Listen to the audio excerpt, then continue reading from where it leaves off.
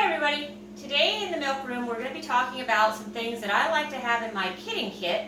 We're approaching kidding here within a few days, so these are things that I try to always get ready.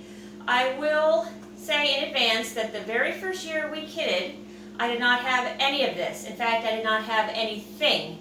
I was very new to goats and livestock in general. I've never had anything born on our farm before. And I just sort of naively assumed that the doe would take care of the kids and everything would be fine, and I didn't really have to do much other than maybe show up if I wanted to. It was optional. I didn't even have any towels. So luckily for us, that first year we kidded 3 does and everything was fine and the kids were fine and the does didn't need any help, but I feel like I got very lucky. And so each year I've kind of added a little more and a little more. So I hate to say that these things are things you need, but these are things that are going to make your job a lot easier.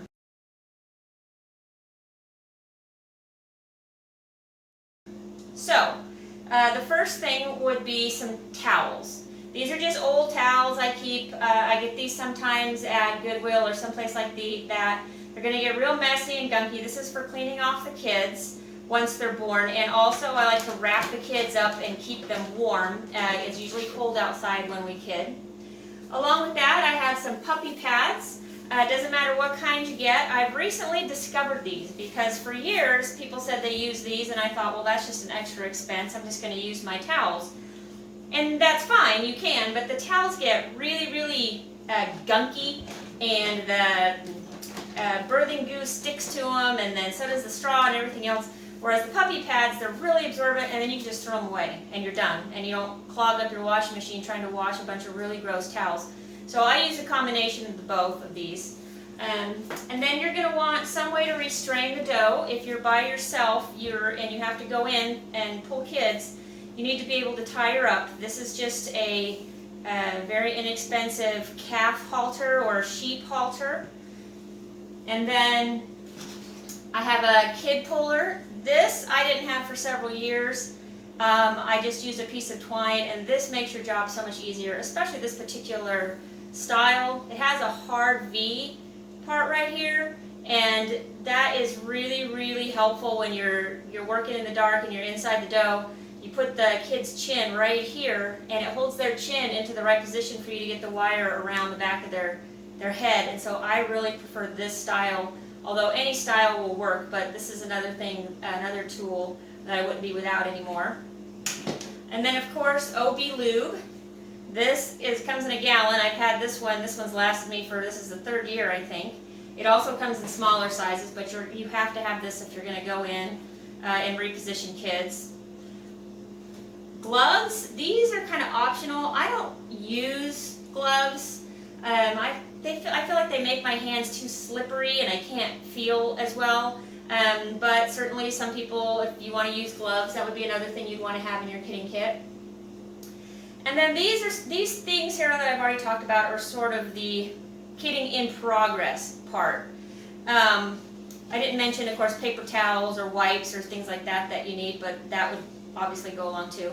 But once you get the kids out and dry, then I've kind of gathered some more things here that also help. So if I go into a doe at all to reposition kids, if my hand goes anywhere past the cervix, past just the opening, where if there's already some feet coming out and you pull those feet, that's one thing. But if you have to glove up and go in, that's another thing.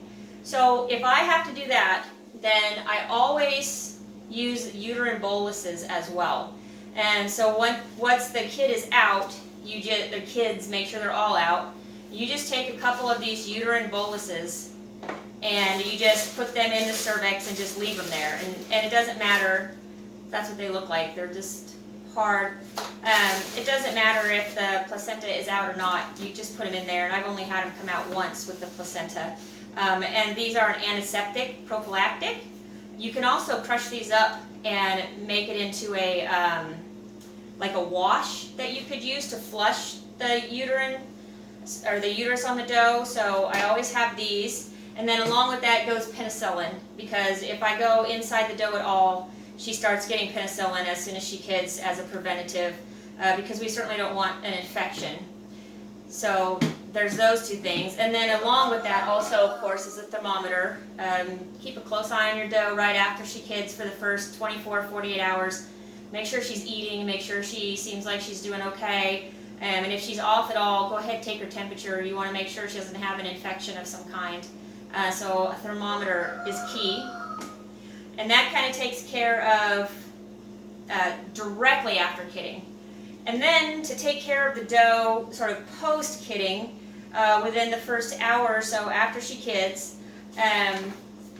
I use this. This is YMCP. This is made by a company called Blue Light. Or they make Blue Light. It's Techmix. Techmix is the name of the company. I'm not endorsed by them. This is just something that I discovered several years ago, and I won't be without this. And every dough that I have after she kids, she gets a bucket of warm water with some of this mixed in. And it's got electrolytes, it's got all sorts of vitamins and minerals, and it's amazing. You can have a dough out there who's just done in, standing there, just exhausted, and you give her a warm bucket of this YMCP with maybe a little bit of molasses mixed in there, and within an hour she's just back to normal. She's walking around, eating, and ready to be milked, and it's like nothing ever happened. So I swear by this stuff. So this is the YMCP, like I said, by Techmix. I would get some of this for your kidding, kind of post-kidding kit, definitely. Like I mentioned, some molasses or some other form of energy and warm water for your dough. And then moving on to the kids, so some iodine. This is to dip their navels. And along with that, this is just alcohol. And in here I have some hemostats. These are for clamping the umbilical cord. I found this works a lot better than any sort of plastic clamp. And I know some people use dental floss, which you certainly can.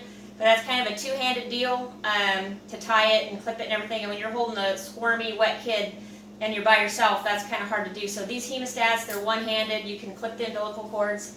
And then also in here, there's a little pair of scissors. And again, that's to clip umbilical cords with. And then after that, I like to make sure and mark my kids, like pink for girls and blue for boys. I have a lot of goats that are the same color, and I don't remember who goes to who. So I'll always write the kid's sex, who their dam is on here, and their birthday. So I like to have those marking collars. And then there are a lot of different type of medicines that you can kind of have on hand, and hopefully you'll never need any of them. This is Bo-C. This is just a vitamin, basically, selenium and vitamin E. It's very helpful if you have kids that are born weak or don't maybe want to suck very well or can't stand up very well in an appropriate amount of time. So this is a really good thing to have on hand to help them along with that. And newborns just get a half a cc sub-Q. That's what I do. And so then along with that, lots of sterile needle syringe combinations. And then of course make sure you have colostrum. This is powdered colostrum replacer, not supplement, for your new kids, or you have pasteurized colostrum, or maybe you're going to dam raise, but make sure you have some way of feeding the kids. I would recommend having this kit all together at least 3 weeks in advance, because I have had kids come 10 days early and I was not prepared and I did not have any of this stuff. And so looking for some kind of a bottle to feed the kids when they're 10 days early and run into the store at midnight to try to find someplace open to get lamb nipples, that's not fun. So then going along with that, some way to feed your kids, whether you're going to bottle feed or dam raise, and different nipples, that you have. Make sure you have everything that you need on hand. A drench gun, this is helpful. Kind of going back to the dough a little bit, if she's already had water and you kind of forgot to give her the YMCP, you can make it into a drench and give it to her as well. So a drench gun is very useful. And then the last thing is a weak kid syringe feeding kit. I don't know how I ever got along without these. It seems like at least every year I have at least one kid that I need to use this on. And I'll do a video on how to use this. But all it consists of is just a 60cc syringe and then a rubber catheter. This is a 14 FR catheter, that's the size. And this one is from last year. They last for a long time if you just keep them clean and take care of them. But this is also an essential item to have in the kidding kit. And then the one other thing I would mention that is absolutely the number one thing to have in your kidding kit, and that is your veterinarian's phone number on speed dial. Because if things go wrong and you're in a panic, it is really hard to remember what their number is, or to look through your phone or whatever. So your vet's number on speed dial, posted where everybody can see it. If you have other people in your family that are going to be help you with kidding, if you don't have a veterinarian, then your goat mentor or somebody that you can call that can come over and help you out in a pinch.